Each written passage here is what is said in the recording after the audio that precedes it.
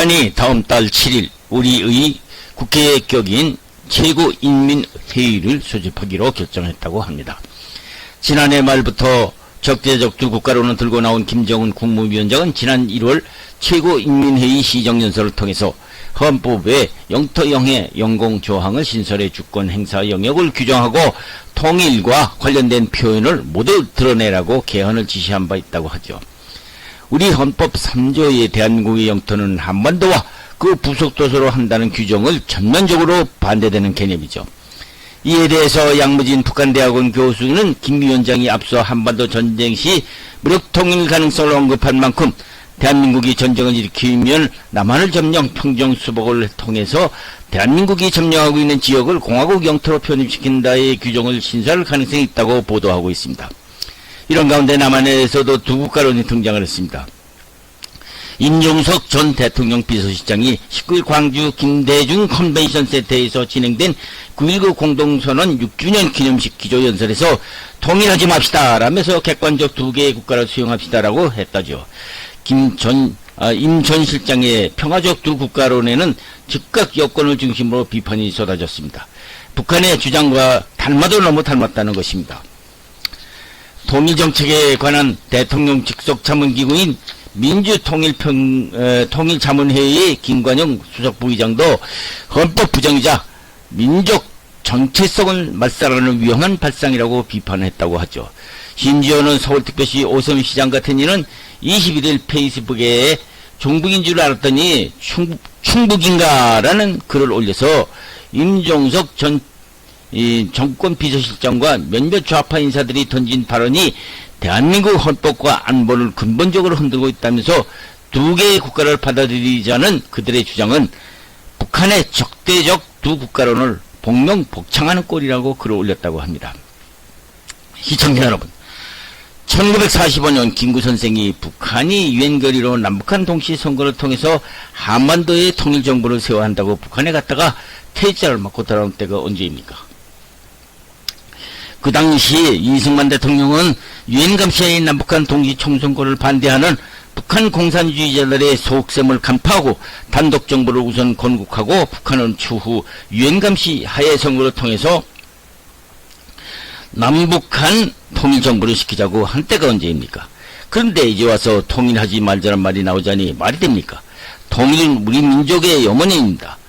오늘날 우리나라와 같이 남북이 분단된 국가가 어디 있습니까? 우리가 부러워하는 독일 통일, 그 어려운 국제 갈등 속에서 독일은 베트남이나 중국 공산당 모양으로 자기들끼리 싸움질로 통일은 되었다고 하지만 싸우지 않고도 통일된 독일, 오늘날 북한이나 남한이나 평화 통일 모델로 삼아야 하지 않을까요? 그러면 잠시 독일 통일이 어떻게 되었나 살펴보기로 합시다. 우선 서독의 대동독 정책과 동막 정책부터 살펴보기로 합시다. 2차 세계대전에서 패배한 후 미국, 영국, 프랑스, 소련 4개 연합국은 야타 회담과 포츠담 회담의 내용에 따라서 독일을 분할 점령하게 되옵니다. 서독의 독일 연방공화국 정부, 동독의 독일 민주공화국 정부가 각각 수립되어서 분단을 맞이하게 된 것이죠. 이러한 분단 상황에서 초반 서독의 초대 수상인 콘라드 아데나우어 수상은 하슈타인 원칙에 기반해서 동독을 인정하지는 않습니다. 그러다가 기독교 민주당이 사회민주당으로 정권이 바뀌면서 사회민주당 빌리 브란트 수상은 동맹정책을 펼칩니다. 1972년 12월 동소독 기본조약의 체결로 이루어졌고 이를 통해서 동소독 사이에 많은 물적 교류가 이루어집니다. 그러나 독일과 우리가 다른 것은 우리나라는 그동안 북한과 많은 조약만 맺었지 아무 효력이 없이 동소독 사이에 많은 인적 물적 교류가 있었듯이 남북한 간에는 인적 물적 교류란 전혀 볼 수가 없는 상황이었죠. 남북한 간에 북한 정권과 남한 정권 사이에 남북회담은 남북회담이라는 허울전 구호만 외쳤지 자기들 정권 강화에만 집중했지 남북통일 노력은 꿈에도 없는 한심한 상황이었죠. 어쨌든 당시 사회민주당 브란트 수상은 대동독정책과 동방정책으로 동독과 1972년 12월 동서기본조약이라는 것을 체결을 합니다.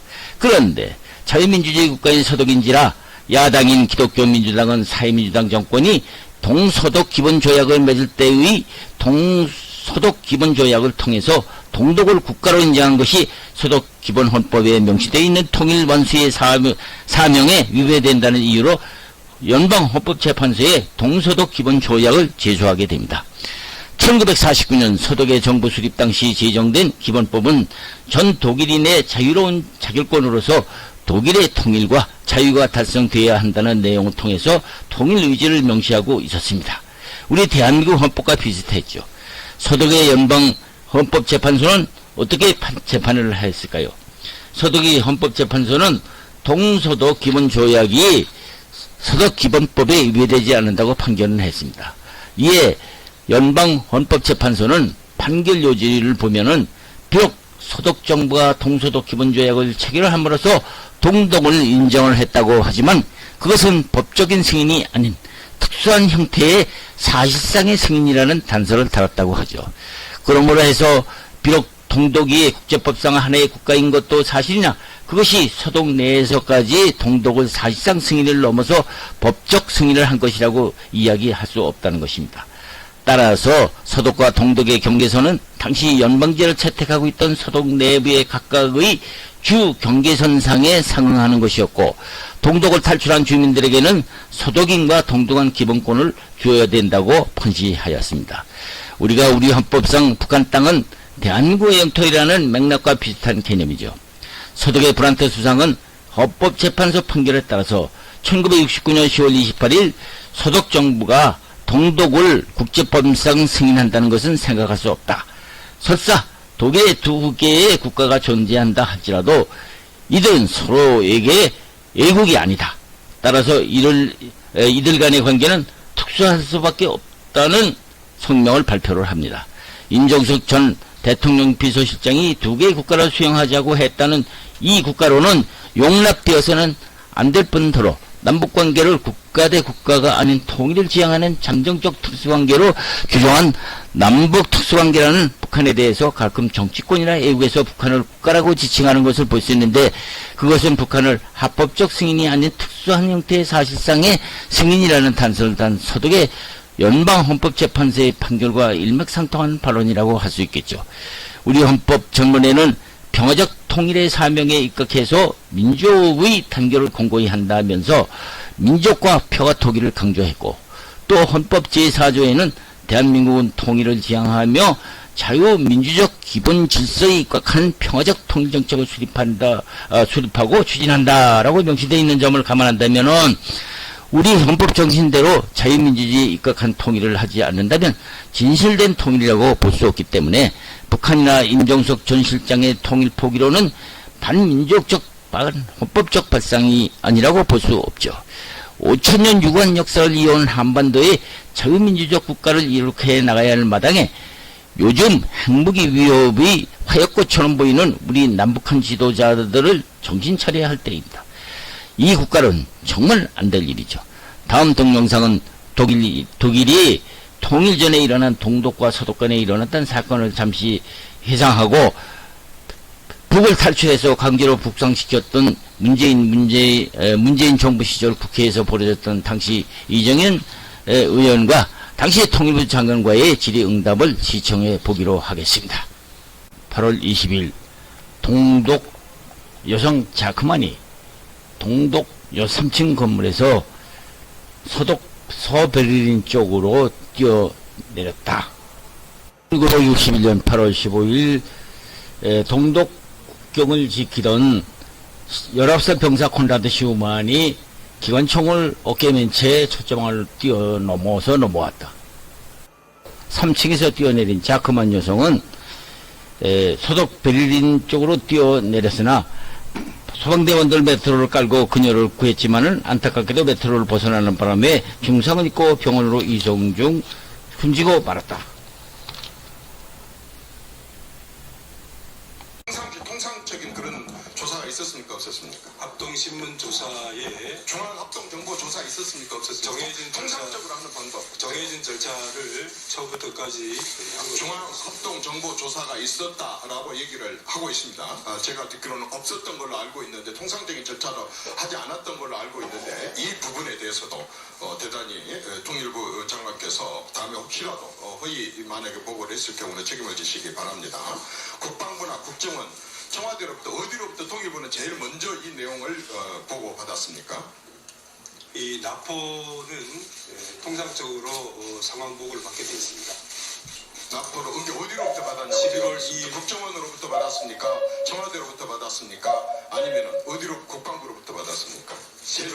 처음에 11월 2일, 장관이. 11월 2일 날 누구로부터 받았냐고요? 이게 납포가 되면은 동시에 상황이 전파됩니다. 알겠습니다. 자, 이번에 사건 처리 전체적으로 어떤 규정, 어떤 법에 따른 것입니까? 가장 기본적인 법은 어떤 법이었었습니까? 네, 가장 중요한 것은 어떤 법이었냐고요? 가장 중요한 것은 국민의 생명과 어떤 안전을 법이었냐고요? 최우선적으로 아니 어떤 법이었냐고요? 그 관련되어 있는 모든 법의 취지에 대해서는 아니 이건 굉장히 딱딱 정해져 있는 법인데 왜 장관이 어떤 법에 의해서 처리됐는지도 답변을 못 하십니까? 그리고 그 처리라는 게 지금 많은 쟁점이 되고 있습니다. 많은 이유가 있습니다. 법제처에 공식적으로 해석을 의뢰해 본 적이 있습니까? 제가 좀 설명을 잠깐만요. 자, 그 메모 좀 해놨다. 고 이따가 억울하면 좀 설명을 해주시고 저는 이런 지금 관련 법 규정도 따져보지도 않았고 법제처의 공식 해석 의뢰도 하지 않는 게 처리를 했다 이렇게 보고 있습니다. 그렇지 않습니다. 북한 주민 추방과 관련해서 말하자면 직접적인 법적 근거가 있습니까 없습니까? 추방과 관련해서 요것만 있습니까 없습니까? 저희들이 검토한 법률들은 많습니다. 자, 통일부로부터 제가 직접 받은 자료에는 법적 근거가 없다고 되어 있습니다. 북한 주민 추방과 관련해서는 없다 이렇게 제가 받았습니다. 그 다음에 귀순 그 의사를 했는데 이 사람들이 자필로 귀순 의사를 밝힌 적이 있습니까 없습니까? 기순 의사를 자필로 밝힌 적이 있습니까 없습니까? 있습니다.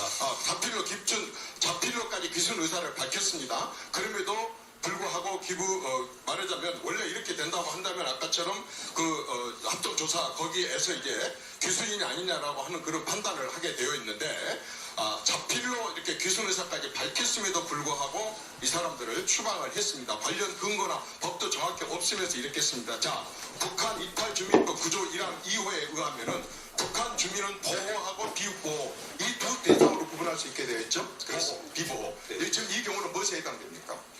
북한 이탈 주민은 자, 비보호 대상입니까 아닙니까? 보호 대상입니까 비보호 대상입니까? 북한 이탈 주민은 기순 의사를 밝힌 경우 기순 의사의 진정성을 수용한 경우부터 북한 이탈 주민에 해당됩니다.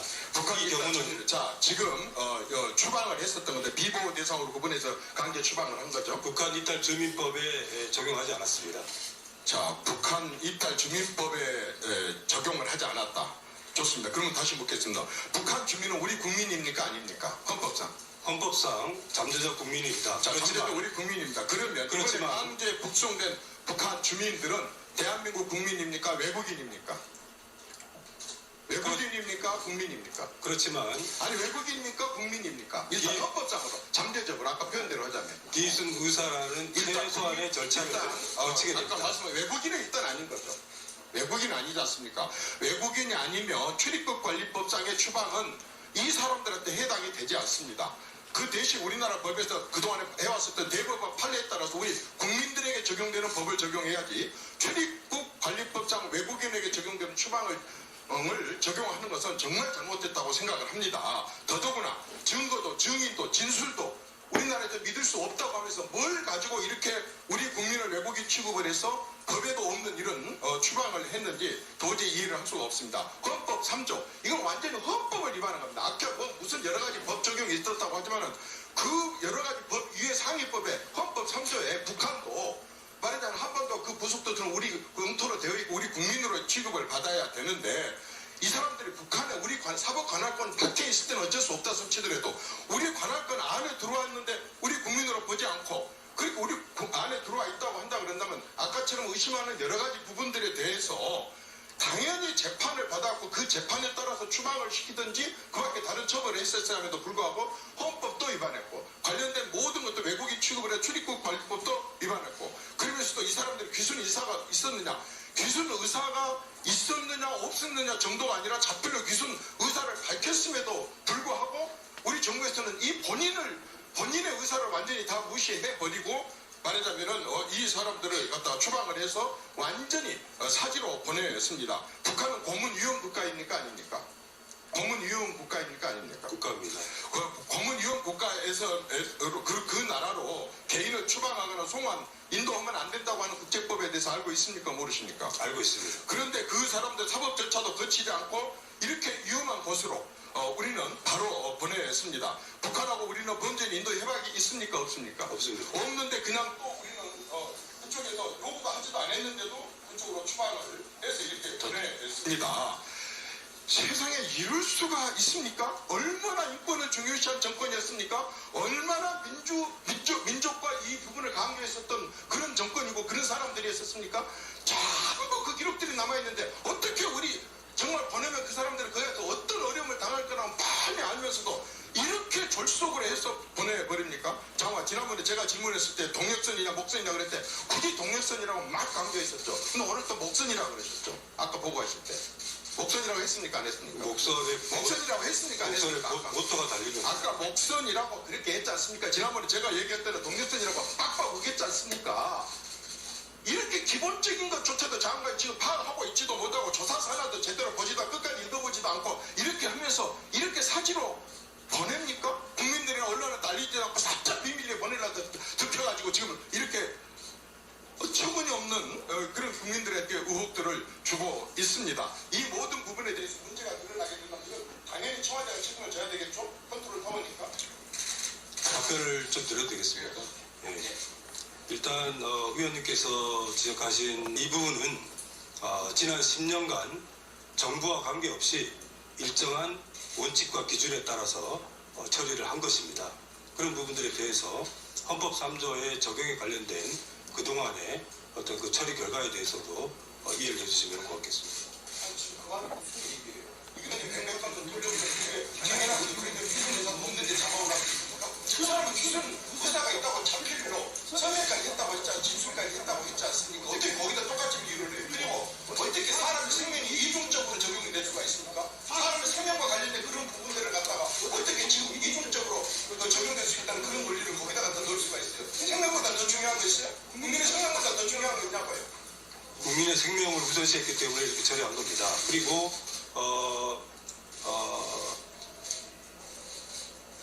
예, 그렇습니다. 네, 수고하셨습니다. 다음 종례. 볼 수 있어요. 지금 이제 국제사회의 어떤 유엔 인권단체들에서 이 강제 북송 문제를 심각하게 지적하면서 비난하고